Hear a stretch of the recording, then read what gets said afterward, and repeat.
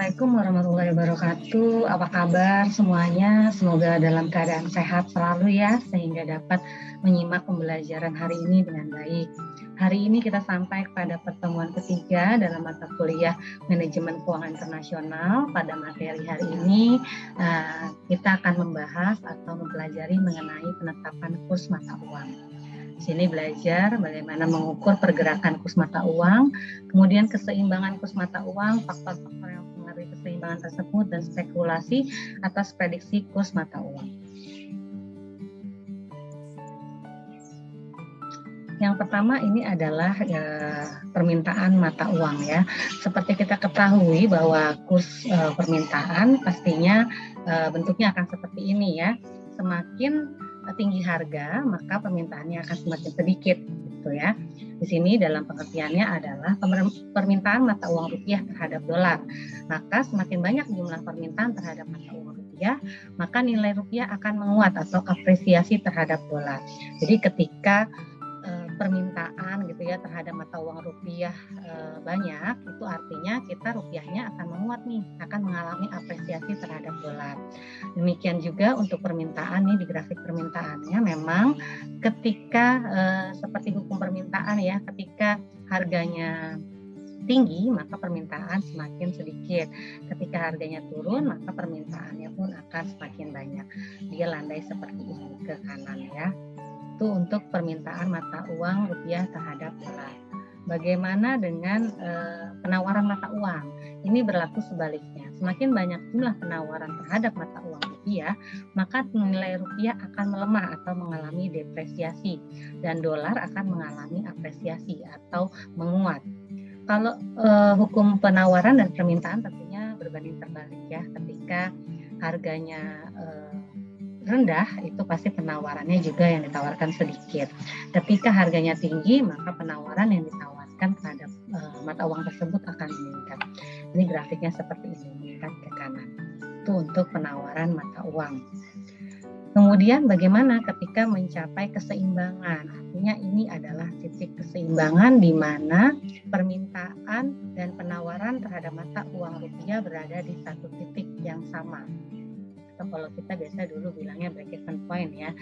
Jadi ini ternyata ini adanya di sekitar harga antara 4.000 dan 5.000 rupiah, itu di permintaan kalau kita tarik ke sini di permintaan 6 ya, 6. Nah, di sini 6 antara 6 sampai 7. Ini adalah namanya titik keseimbangan antara kurva permintaan dan juga kurva penawaran.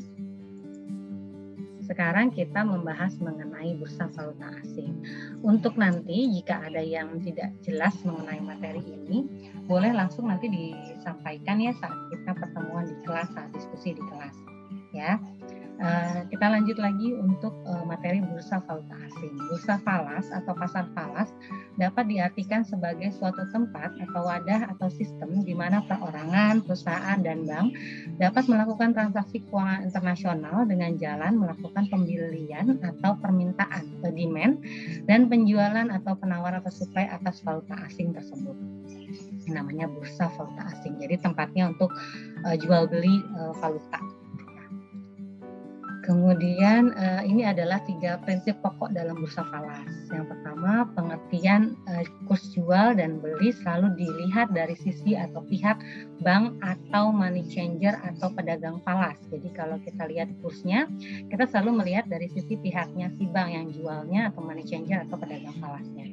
Kemudian kurs jual selalu lebih tinggi daripada kurs beli atau sebaliknya.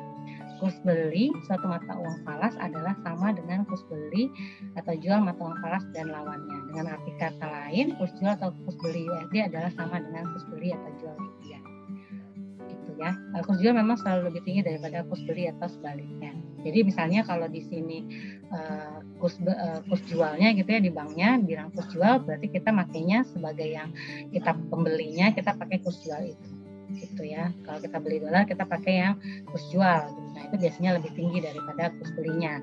Kurs belinya itu ketika kita jual US ke bank atau money changer atau pedagang falas, itu biasanya kursnya kita pakai kurs belinya tempat tersebut gitu ya. Jadi biasanya lebih rendah. Oke. makanya maksudnya sama tuh seperti itu. Jadi ketika dia pakai kurs jual, berarti kita pakai kurs beli. Sebagai kita yang sebagai kita yang akan menukarkan gitu, sebagai seorang yang akan menukarkan valutanya kepada tempat tersebut, kepada bank, ke money changer atau kepada bank falas. Kemudian ini adalah forex quotation, adalah sistem penulisan yang menyatakan harga atau nilai suatu falas yang dinyatakan dalam falas lainnya. Di dalam bursa falas terdapat dua jenis sistem penulisan. Yang pertama adalah direct quotation atau kuotasi langsung, adalah sistem yang menyatakan nilai mata uang suatu negara atau domestik yang diperlukan untuk diperoleh untuk satu unit falas atau foreign currency. Penulisannya dilakukan dengan menempatkan nilai domestic currency di depan dan atau unit foreign currency-nya di belakang. Sedangkan kalau indirect quotation adalah sistem yang menyatakan nilai falas atau foreign currency yang diperlukan atau diperoleh untuk satu unit domestic currency. Penulisannya dilakukan dengan menempatkan nilai foreign currency di depan dan unit domestic currency-nya di belakang. Ini contohnya seperti ini. Nih, misalnya kuotasi langsung menunjukkan harga mata uang domestik per unit mata uang asing. Contohnya di Indonesia, ini kuotasi langsungnya di sini di Indonesia menuliskan adalah 9.950 US IDR adalah nilainya 1 USD. Jadi domestiknya di depan nih, ya. Ketika atau bisa juga ditulis USD itu sama dengan USD 0,5025 itu adalah satu IDR-nya. Ya, ini 1/9.950 nih hasilnya segini. Jadi satu IDR sama dengan 0,005025 USD. Sedangkan kalau kuotasi tidak langsung menunjukkan harga mata uang asing per unit mata uang domestik. Jadi kalau tadi mata uang domestik per unit mata uang asing. Kalau sekarang kalau tidak langsung itu berarti harga mata uang asing per unit mata uang domestik. Contohnya misalnya di Amerika Serikat, berapa sih mata uang kita per satu IDR-nya? Berarti USD 0,5025 adalah satu IDR. Sedangkan kalau di Indonesia adalah 9.950 IDR adalah 1 USD. Bisa kita lihat di tabel ini. Nah, ini ceritanya adalah bursa di Jakarta ya, berarti di Indonesia. Kalau kuotasi langsung, ini tulisannya seperti ini nih. Jadi mata uang domestik terhadap mata uang foreign currency atau mata uang asing. Kalau kuotasi tidak langsung, berarti mata uang asing terhadap mata uang domestik. Berarti USD senilai 0,05025 adalah satu IDR. Kemudian GBP dan yang selanjutnya begitu. Itu namanya kuotasi tidak langsung. Jadi kalau kuotasi langsung adalah nilai mata uang kita dibandingkan mata uang asing atau foreign currency. Kalau kuotasi tidak langsung, mata uang asing dibandingkan dengan nilai mata uang domestik. Nah, sekarang kita akan mengukur pergerakan valuta asing. Nilai tukar atau kurs adalah mengukur nilai suatu valuta dari perspektif valuta lain sejalan dengan berubahnya kondisi ekonomi. Nilai tukar juga bisa berubah secara substansial. Penurunan nilai falas dinamakan dengan depresiasi tadi ya, sedangkan peningkatan nilai falas dinamakan dengan apresiasi. Pada saat pound Inggris mengalami, contohnya nih, pada saat pound Inggris mengalami penurunan depresiasi terhadap dolar AS, ini artinya bahwa dolar AS menguat apresiasi relatif terhadap pound Inggris. Pada saat kurs spot dari dua titik waktu yang diperbandingkan. Kurs spot itu kurs tengah ya. Kurs spot yang baru hari ini dilambangkan dengan S, kurs spot yang sebelumnya atau periode sebelumnya adalah ST-1. Maka persentase perubahan nilai suatu falas dapat dihitung sebagai berikut. Jadi nilai hari ini dikurangi dengan kurs spot sebelumnya dikalikan dengan dibagi dengan kurs spot sebelumnya dikali dengan 100. Seperti contoh soal berikut.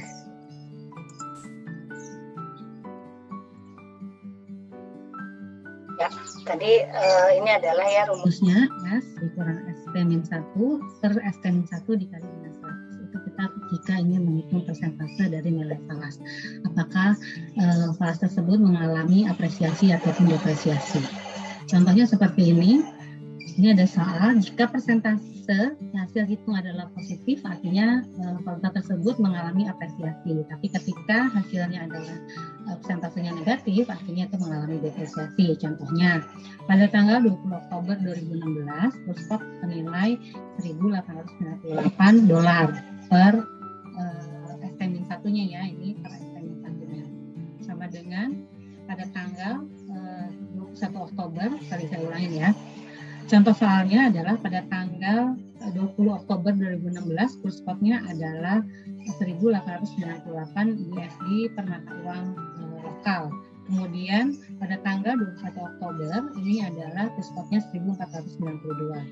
Berarti ST-1-nya adalah 1.898, kemudian S-nya adalah kurs hari ininya adalah 1.492. Jadi sesuai dengan rumusnya, berarti kita bisa kurangkan kurs hari ini dikurang dengan kurs sebelumnya dikalikan dengan 100, hasilnya adalah minus 21,4%.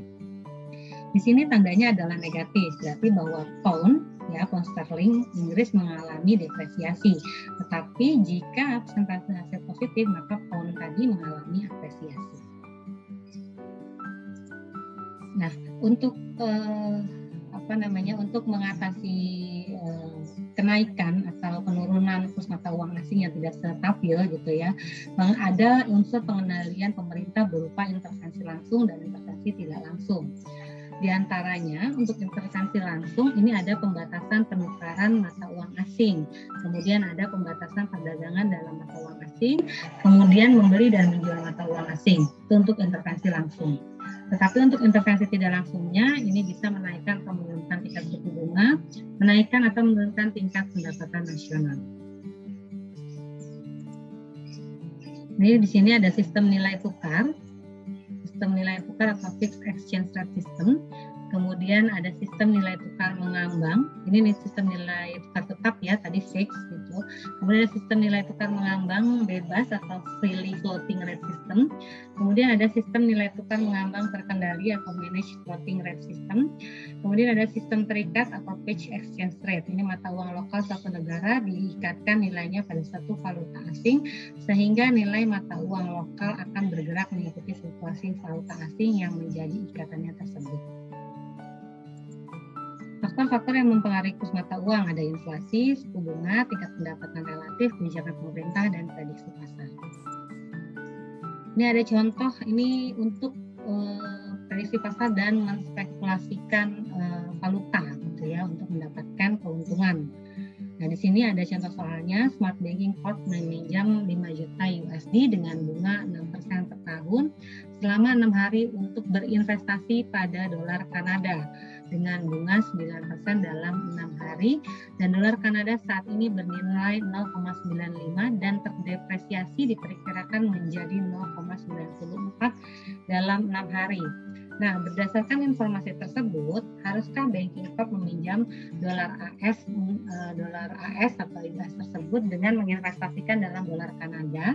Kemudian berapakah keuntungan dan kerugian dalam dolar Kanada?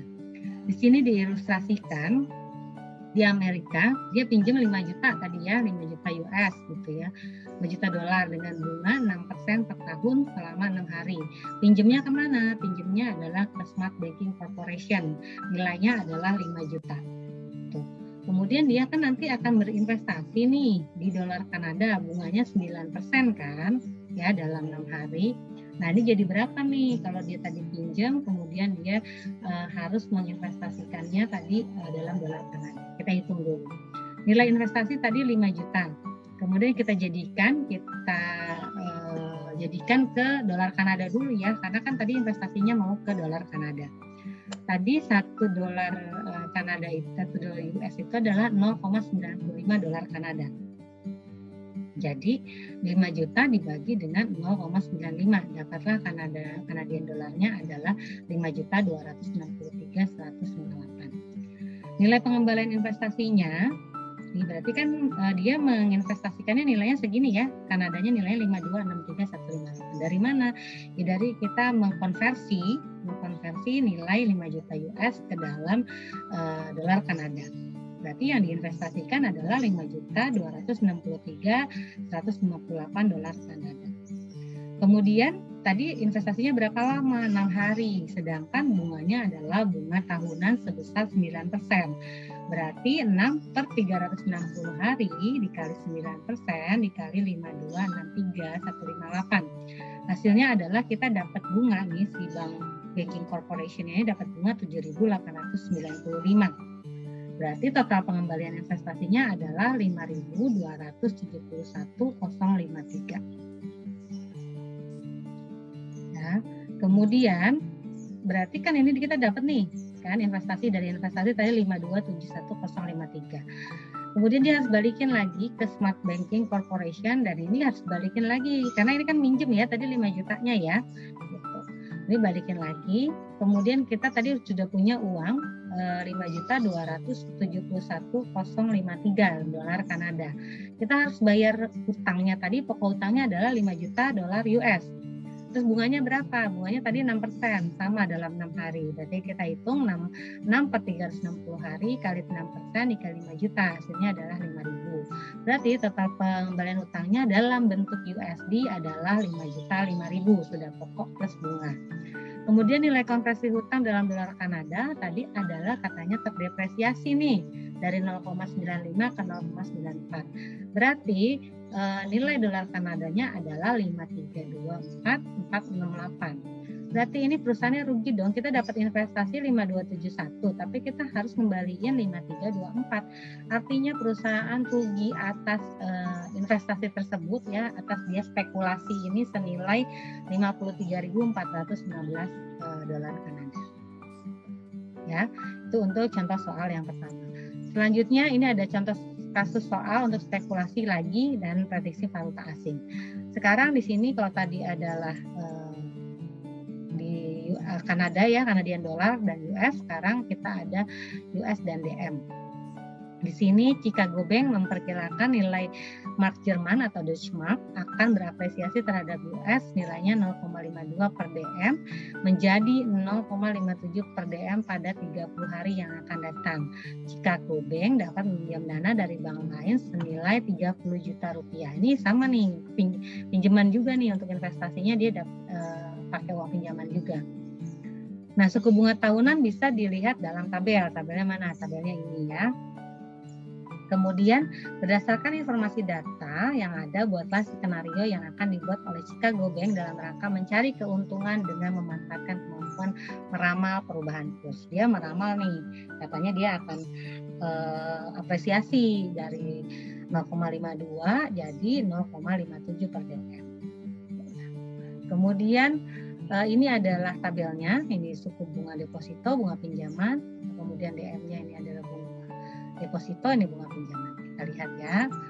Yang pertama yang harus dikerjakan adalah kita ketahui dulu, kita konversi dulu nilai mata uang asingnya ya. Ini tadi pinjam dana dari bank lain 30 juta selama 1 bulan atau 30 hari. Berarti 30 juta tadi kan US 1 DM itu adalah 0,52 ya. 0,52 US adalah 1 DM Deutsche Mark. Berarti Deutsche Mark-nya adalah senilai 57.692.307,69. Berarti dananya yang didepositokan berapa ya? Segini ya, nilainya Deutsche Mark-nya 57.692 selama 1 bulan. Maka dana yang akan diperoleh dalam 1 bulan adalah dia dapat bunga nih. Dapat bunganya tadi 6,48% selama 1 bulan, 30 per 360. Kenapa selalu begini? Karena bunga itu nilainya adalah tahunan. Ya, kemudian dihitung bunga depositonya adalah 0,54% karena dia mau hitung bunga 1 bulannya doang nih. Kemudian berarti kan tadi minjemnya cuma 1 bulan. Deutsche Mark-nya 57,57692. Kita lihat tadi bunganya 6,48 ya, benar nggak nih? Benar ya, bunga deposito dalam Deutsche Mark itu 6,48. Kemudian ini adalah rumus kalau kita mau mencari namanya bunga berbunga ya, jadi 1 plus bunga. Kita mau cari hasilnya dalam 1 bulan investasi kita jadi berapa nih ketika sudah pokok plus bunga.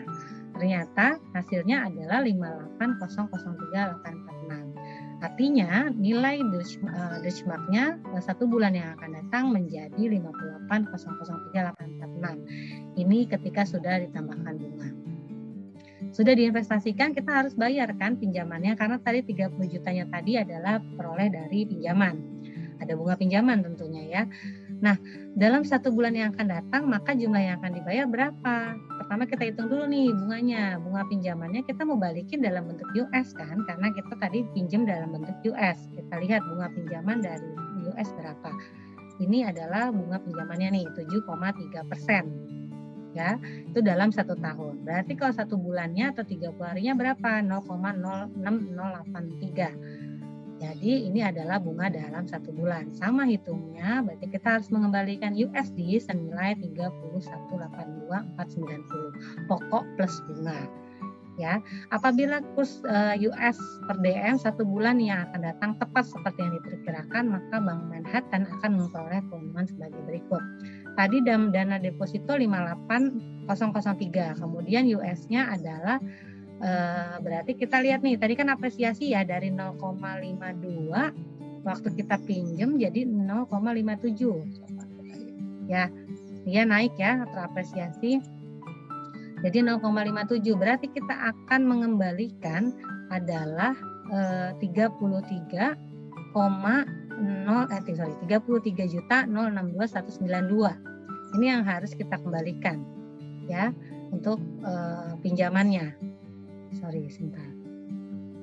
Saya ulang ya. Ini apabila kurs DM 1 bulan yang akan datang tepat seperti yang akan diperkirakan, maka Bank Manhattan akan meraih keuntungan sebagai berikut. Dana deposito tadi diperoleh adalah 58,003.846,15. Ini dalam benchmark ya. Kemudian kan tadi US-nya mengalami apresiasi, berarti kita dana depositonya dalam US adalah menjadi 33.062.192.31. Ini adalah dana deposito. Kemudian yang harus kita kembalikan berapa? 30.182.490. Ini lunasi pinjaman. Sedangkan kita tadi punya dana dari investasi adalah 33.062. Artinya kita memperoleh Bank Manhattan ini akan meraih keuntungan senilai 2.879.702 USD. Ini adalah hasil dari spekulasi prediksi kurs tadi. Jadi dari spekulasi tersebut ternyata kita dapat keuntungan nih, Manhattan dapat keuntungan senilai 2.879.702.3. Ya, ini dari 2 contoh ini. Nanti jika ada yang kurang jelas atau ingin ditanyakan, boleh ditanyakan saat kita perkuliahan. Demikian presentasi dari saya. Terima kasih. Mohon maaf jika ada kesalahan. Wassalamualaikum warahmatullahi wabarakatuh. Tetap semangat dan sehat selalu.